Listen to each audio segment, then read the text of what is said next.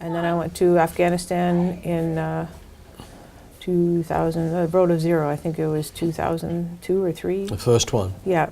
Well, not the first one from Edmonton, but the Road of Zero in Camp Julian. Can you isolate an incident that ultimately led to you getting PTSD?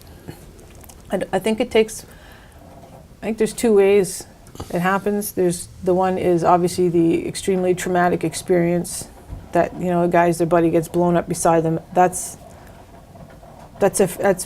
pretty clear what's going to happen when that happens, and I know a lot of guys that happened to, and it's severe and it's immediate. There's also a lot of guys get there's a lot of other things that go on too, and the stressors, just you're gone for so long and then you're back, and then you're gone for so long and you're back. So you go from being this on the pointy end to sitting back and someone telling you to relax as you try to get back into the real world, and then you go on another tour, and then you're back in full drive, and then you come back and like relax, you know, and it's this kind of yo-yo effect, and after you've done it so many times, it starts getting, the lines I think start to blur, and it gets difficult to get back into relax mode, as it were. I was so stressed out at one point that all my teeth started bleeding.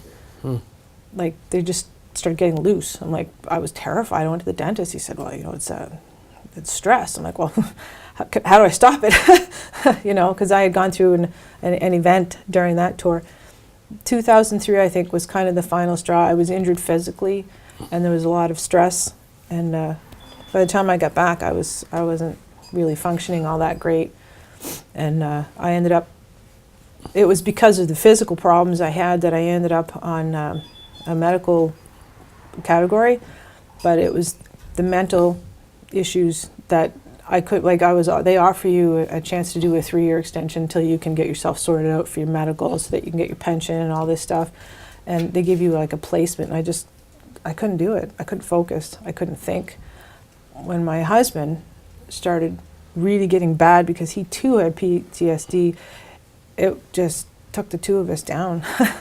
It kind of takes away your I don't know, it eats away at your self-esteem, because you feel like you're kind of like there's something wrong with you, but you can't define it, and you feel like an idiot because it's like, well, come on, it can't be that bad. It's over. You survived, right? So what is your problem? And you feel like you feel like a wuss. It's like, why? And eventually I ended up taking medication because I couldn't think anymore.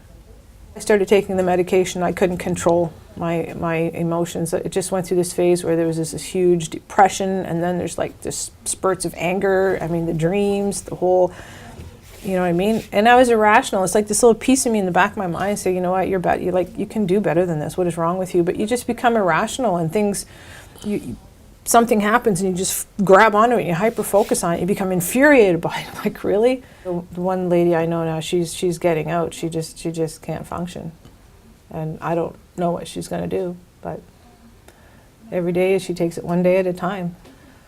So there's a lot of it about. Yeah. Yeah, it's tough. I mean, like, there's some people when I see them, I think, I feel like a wuss. What's wrong with me? Like, they got it hard. But I guess everybody deals differently with whatever. I'm very fortunate. I have a good support group here. I mean, this is supposed to be a business, but it keeps me sane.